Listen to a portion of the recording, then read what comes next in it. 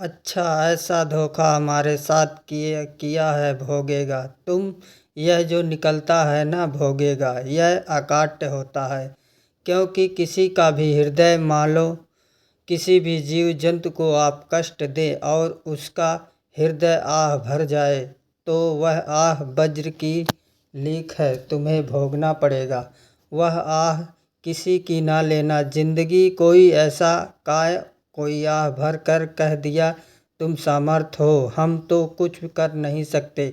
वह अंदर से दुख फिर तुम्हारी सामर्थ्य काम नहीं करेगी, मिट्टी में मिला देगी। ऐसा नहीं कि आप जो कर रहे हैं कोई देख नहीं रहा है, कोई हिसाब किताब नहीं जो कर रहे हो। अवश्य में भोगतव्य बहुत संगीत है। सावधान, जीव स्वयं नित्य निरंतर कर्मों के जाल को रच रहा है और अपने आप को बांध रहा। आपको मुक्त होना है, बंधना नहीं। जीव का जन्म कर्मों के अनुबंध से होता है, कर्मों के बंधन से होता है और उसको अपना ऋण चुकाना होता है। कर्मानुसार में जन्म लिए तो उस परिवार के लोगों से आपका ऋण है, इसलिए उसी परिवार से आप आए हैं और ऋणानुबंध हैं। उसको बिना चुकाए, बिना वसूल किए आप वहाँ से जाएंगे नहीं।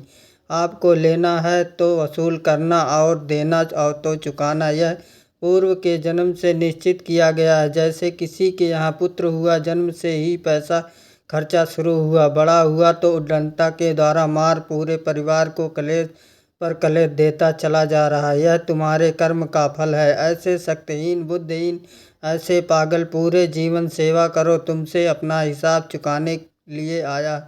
अब परिवार के जो सदस्य जुड़े हैं, पत्नी आते ही हृदय आनंद आनंद, परिवार में आनंद और जीवन भर वो आनंद ही सुखने के लिए उसका जन्म हुआ और अपना ऋणानुबंध मुक्त। और आते ही भयंकर कलेश खड़ा कर दिया, बीच में दीवार और झगड़ा। वैसा फिर उतरे दिन मारपीट शुरू कले। अशांति, पूरा जीवन नर्क। हिसाब करने आए यहाँ, ऋण चुकाए बिना कोई जा नहीं सकता। ऋण चुकाना पड़ेगा। किसी का ऋण वसूल करना हो तो किसी को ऋण चुकाना है, दोनों काम करने होते हैं। अनेक जन्म में अनेक लोगों के साथ हमने जो बर्ताव किए हैं, अच्छे या बुरे वह होंगे। अब किसी आदमी को हम जानते नहीं, अचानक मिला, अचानक टक्कर लगाओ, मार पीट, गाली गुप्ता सब कर दिया। चुपचाप सह लो। क्यों? यह आपका हिसाब है, पूर्व का हिसाब हमारा। उससे कोई द्वेष नहीं, कोई संकल्प नहीं। अचानक घटना घटी और हमसे द्वेष करने लगा, हमें पीटने लगा, हमें गालियाँ दे। यह हिसाब है, चुपचाप सह जाओ। अपने घर का भाई ही भारी दुश्मन बन गया और कलेश हिसाब है। एक प्रभुदत्त ब्रह्मचारी जी की वाणी में पढ़ा था। एक महात्मा जी भ्रमण करते थे तो उस समय अशरफ चलती थी। मोहरे अशरफे उनको भेंट में देते। लोग तो या तो ठाकुर सेवा में लगे तत्काल या संत सेवा में तत्काल लगे। उसका संग ग्रह करके डोलना यह ठीक नहीं है। वैराग्य के लिए सिद्धांत में यह ठीक नहीं।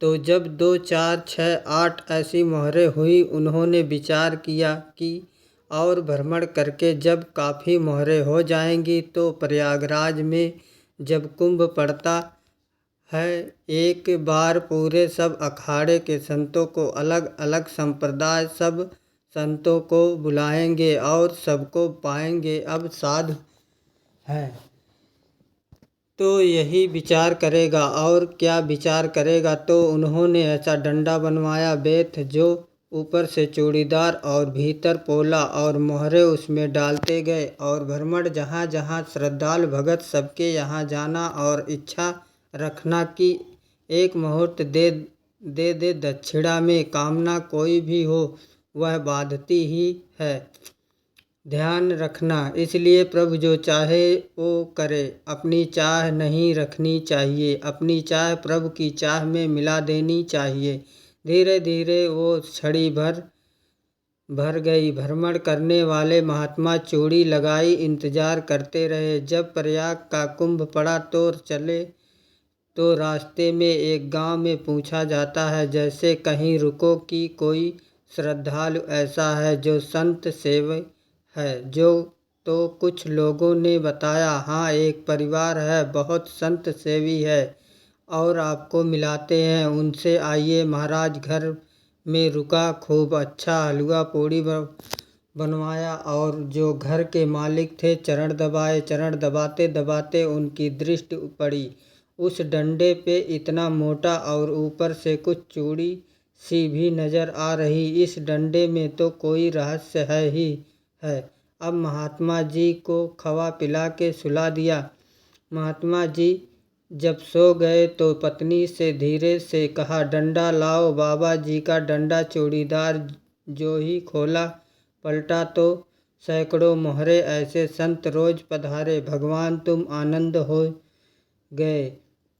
फिर क्या? पत्नी से कहा, नाप के कंकड़ लाओ। वो तो महात्मा जी तो खाए खीर पूड़ी, आराम से सो रहे। रात में पूरी प्लानिंग करके उसमें कंकड़ भर के चूड़ी लगाकर सिरा ने रख दिया। सारी मोहरे हटा ली। महात्मा जी आराम से छड़ी उठाए तो वजन पक्का। वैसा बड़े लोग चतुर होते हैं पर यह नहीं जानते कि कर्म कितना भयानक होता है। और उनकी कोई संतान नहीं थी पर धन में इतना प्रेम उनको था।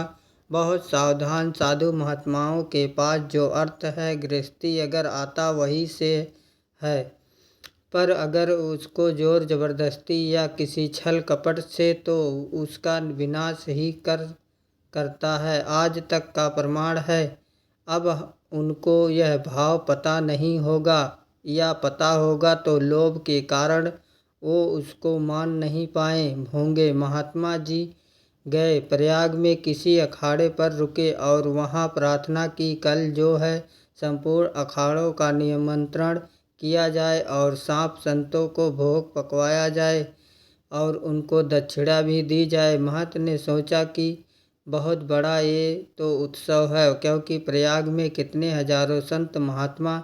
सब उन्हें कहा, महाराज बोरो, इसमें चीनी और तीनों घी लगेगा, सब व्यवस्था। बोले, आप मंगाइए, एक एक हिसाब हम करेंगे, हमारे पास सब व्यवस्था है। बोले, कुछ तो पहले दे दो, इकट्ठा देंगे हम। उनको था कि अगर हम छड़ी खोला और दो चार मोहरे दी, किसी को पता लग गया तो गड़बड़ हो सकती है। बोले, हम भंडारे के समय आखिरी में सब कुछ आपको दे देंगे। ठीक। वो अपने पास से पैसे लगाकर खूब जितना सामग्री सब लाए, लाखों की, और सब संतों को निमंत्रण कर दिया। संत जन निमंत्रित हो गए। भंडारा बन रहा था तब वहाँ के महानता है उनको देखो, भंडारा भी बन रहा, संतों को निमंत्रण। अब आप अर्थ की व्यवस्था कीजिए, क्योंकि इतनी बड़ी हमारी सामर्थ्य नहीं थी जितना हमने किसी तरह हमने व्यवस्था की। अब मुझे अर्थ तभी आगे की व्यवस्था बढ़ेगी। संतों को दक्षिणा देंगे और जिनसे अर्थ लिया उनको दे देखो। रसोई बन गई। सब रकाछत पे विश्वास नहीं तो अब चूड़ी खोली। उनको तो था ना कि मोहरे कंकड़, तो जैसे कितना उनको सदमा लगा। हजारों संतों का निमंत्रण, रसोई बंद, संत हो के छल कपट। तो कहा, महाराज आप तो हमारा नाश कर दिया, जो मत थे अब बताओ। रसोई बन गई, संत निमंत्रित हो गए, आप ये कंकड़ दिखा रहे हैं हमको, आपने तो हमें बर्बाद कर दिया। हमारी इतनी सामर्थ्य नहीं, आप पहले बता देते।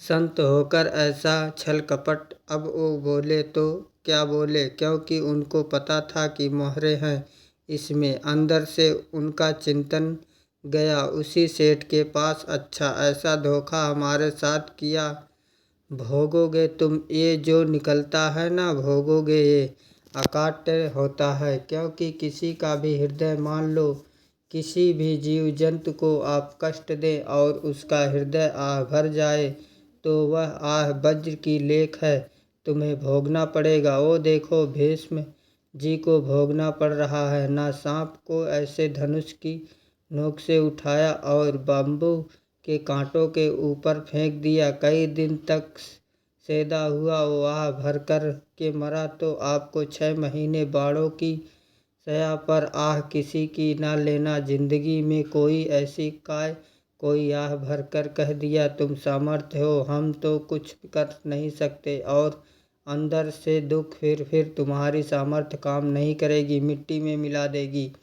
फिर ये तो संत थे और भगवत आराधना के लिए, संत आराधना के लिए ही ऐसा किए हुए थे। अब इन्होंने का कैसे मुंह दिखाए, अब करे सुबह संत जन आएंगे सबके बीच में हमारी की देखो इन्होंने आप क्या करे गए, और संगम में जाकर छलांग लगाई, अपने प्राण त्याग दिए। अब उनके तो पास मोहरे थी और व्यापार बढ़ा, और ना महीने बाद ही लड़का हुआ। अब तो उनको आसंत फलीभूत हो गया, देखो व्यापार चल रहा, लड़का नहीं होता था, लड़का भी हो गया। बड़ा आनंद छा रहा है जब से वो प्रकट हुए, और धन की वृद्धि शुरू हो गई, पढ़ाई लिखाई में उनके खर्च हुआ सब, बस बीमारी शुरू हो गई उनके शरीर में, अब उससे पैसा जाना शुरू हुआ। इतने आसक्त व दोनों हो गए कि कुछ भी व्यापार ठप, संपत्ति बेचना।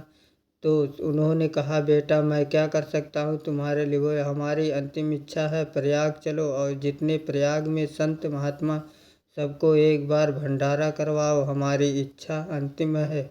क्योंकि अंतिम यही इच्छा थी। बोले अब ज़्यादा संपत्ति तो नहीं रह गई, तो बोले घर बेच दो, मेरे लिए ही तो है, बेच दो, मुझे लगता है मैं बचूं नहीं, पर मेरी अंतिम इच्छा पूर्ण कर दो। घर बेच दिया, जेवर बेच दी। वहाँ गए जब संत सेवा की तो बोले मुझे संगम तक ले चलो, संगम तक ले गए और बोले समझे तुम चुराए थे और हमने उसको छीना है, कुछ नहीं रह गया तेरे पास कुछ, अब केवल ममता और आसक्ति में जलकर मर और नरक प्राप्त कर।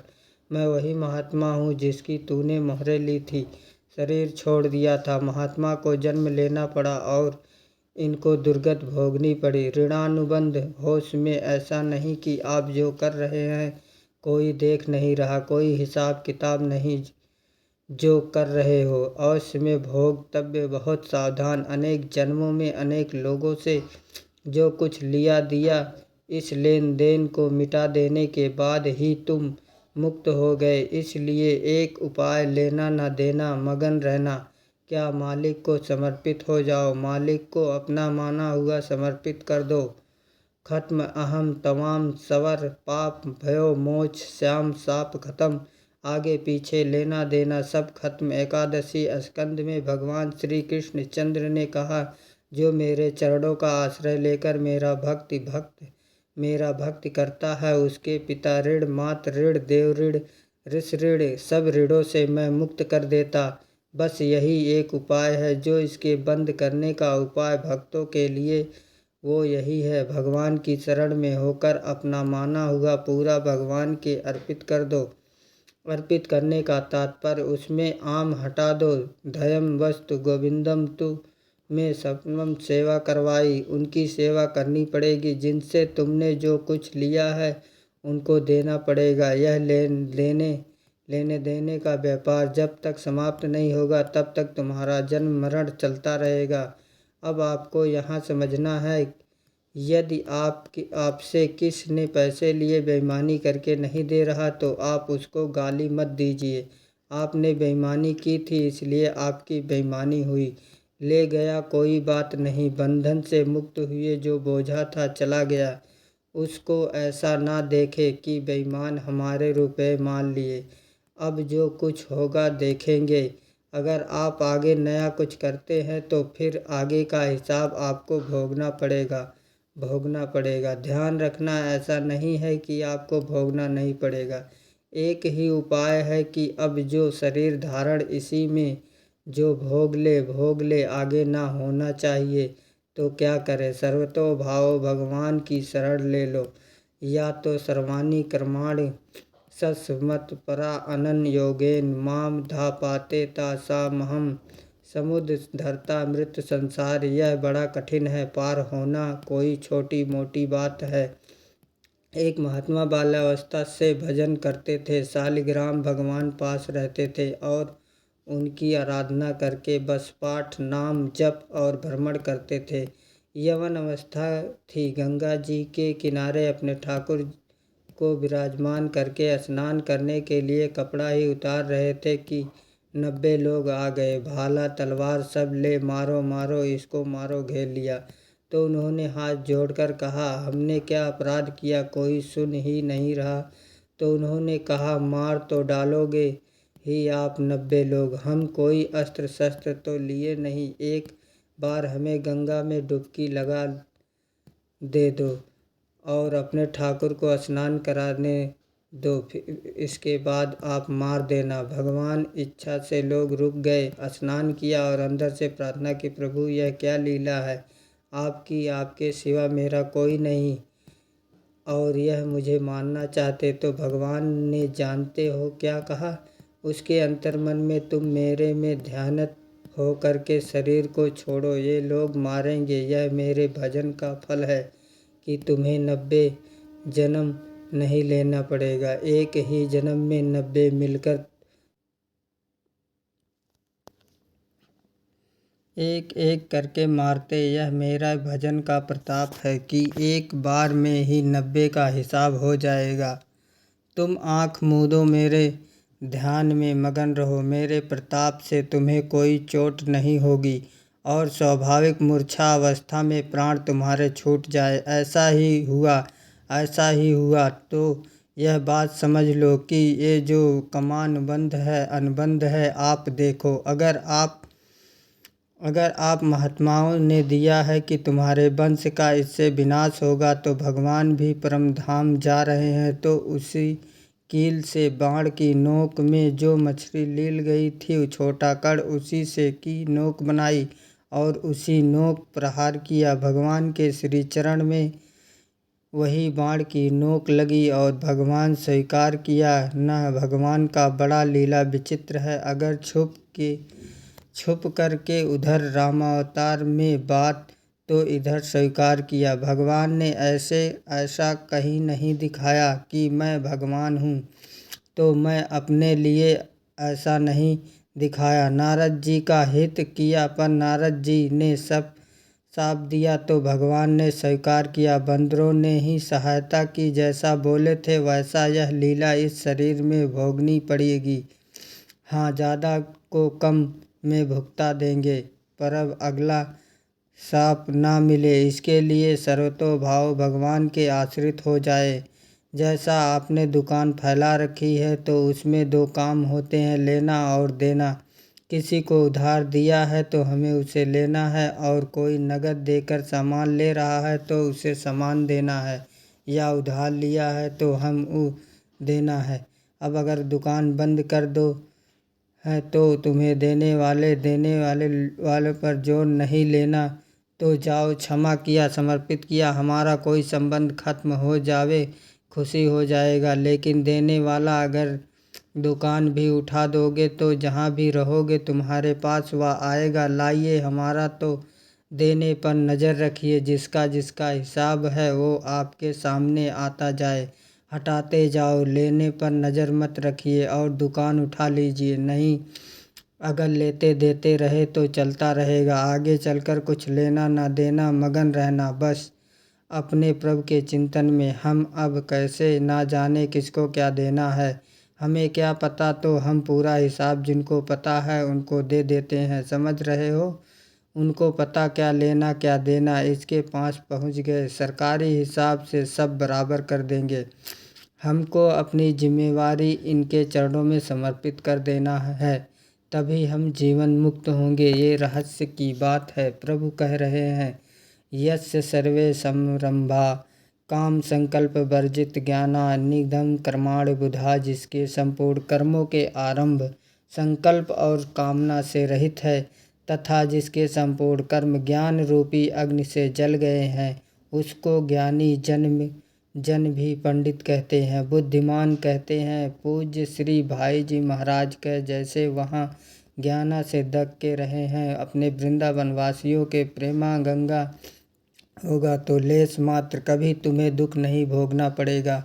प्रेम का प्रादुर्भाव होते ही दुख का नाश हो जाता है। महासुख जब प्रेम का प्रादुर्भाव होगा तो समस्त पाप भस्म हो जाते हैं, अशांति नष्ट हो जाती है, संसार ज्वाला स्पर्श भी नहीं कर सकती। जब भगवत प्रेम का दुर्भाव होता है तो हो सकता है उस उपासक के जीवन में दुखों का पहाड़ टूट पड़े, परिवार खिलाफ, शरीर रोगी, अव्यवस्था, बहुत बहुत कुछ, सब कुछ कह। इतना सब होने पर भी उसके हृदय में कोई भी दुख नहीं होता। ऐसा सामर्थ्यशाली भगवत प्रेम है, भगवान के चरणारविंद है। जिसके हृदय में प्रेम है, भारी से भारी दुख भी विचलित नहीं कर सकता।